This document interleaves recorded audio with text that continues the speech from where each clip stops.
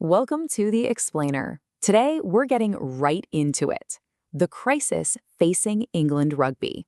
And trust me, the pressure is seriously piling up on head coach Steve Borthwick. So after a really tough run in the Six Nations, England are, well, they're struggling to find their feet. They've got one last shot to salvage their tournament, and the clock is absolutely ticking. And look, the stakes for this final showdown, they couldn't be any higher. Borthwick is staring down some massive decisions that could either turn things around or make a bad situation even worse. So, what are the big calls he's got to make? Let's get into it. All right, first up, the whole Marcus Smith dilemma. Now, we're talking about one of England's most creative, exciting talents here. This is a guy who's somehow found himself on the sidelines, pushed out of his best position, even though his attacking flair is plain for everyone to see. I mean, Marcus Smith, he made his name as this super dynamic fly half, right? The main man, the orchestrator at number 10. But lately, he's been used as a kind of jack of all trades from the bench, or even at fullback. And all the while, England's attack has just looked, well, blunt. And this slide, wow, this one really gets to the heart of the matter. Just look at that number. It tells a huge story. In the 2024 season, Smith was directly involved in 13% of all of England's tries. That just goes to show you how absolutely central he was to their attack, which, makes it even more baffling why he isn't in that number 10 shirt. So, the case for bringing him back? It's pretty darn compelling. He's a proven try creator, a surprisingly brave defender, and this is the big one, he's got a history of performing in this exact fixture. He scored an absolutely brilliant try the last time England played in Paris. You can't ignore that.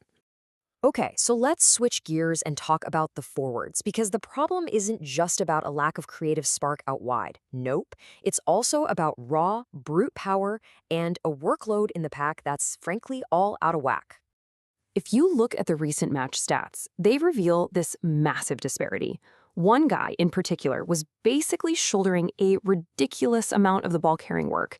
And that, my friends, is just not sustainable in the long run. And this chart, it lays it all out plain as day. Just look at that. Ben Earl with a massive 20 carries. 20. The next closest forward, the hooker Jamie George, had 10. And after that, nobody else even hit double figures. That's not just an imbalance. That's a huge problem. So what's the solution? Well, the thinking is Borthwick needs to add more bosh to the pack. That raw, powerful, straight-ahead running. And that means bringing in some heavy-duty operators. Guys like Ollie Chessum or Chandler Cunningham South. Big, powerful players who can share that load and really start punching some holes in that French defense. Okay, let's move on to what might be the most controversial call of them all. This one involves the team's talisman, their captain, Maro Itoje. And the question is a big one. Could resting him actually be a good thing? For him and for the team? Look, there's no doubt about it. Maro Itoje has been an absolute warrior for England. But this timeline, it shows a player who has had a staggering and maybe even unsustainable workload. We're talking a huge number of minutes. And with 2 yellow cards already this tournament, you've got to wonder if that fatigue is finally starting to show, maybe affecting his discipline and his form.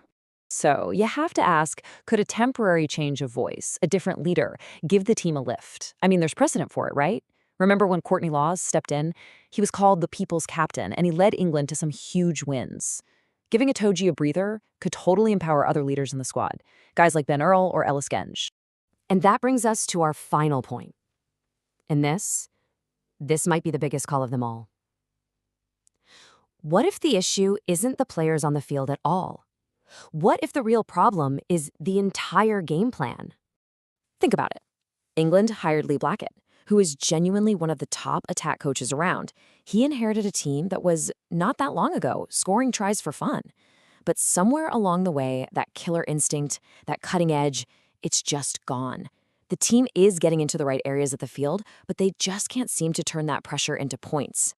And this, right here, this is the really damning stat. Averaging less than 2 points every single time you get inside the other team's 22, it's just not going to cut it at the international level. The best teams in the world are absolutely clinical.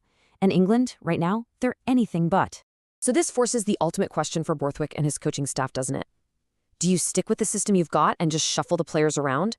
Or Do you have to admit that the game plan itself just isn't working, and maybe it's time to rip it up and start over?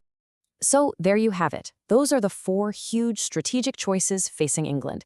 Do you bring back the playmaker? Do you add more power up front? Do you give your captain a much-needed rest? Or do you completely overhaul the entire way you attack? Now, every single one of these options has its own risks, but also its own potential rewards. But look, with the team stuck in a slump and a massive test in Paris just around the corner, doing nothing is not an option. A big call has to be made. The only question left is, which one's it going to be?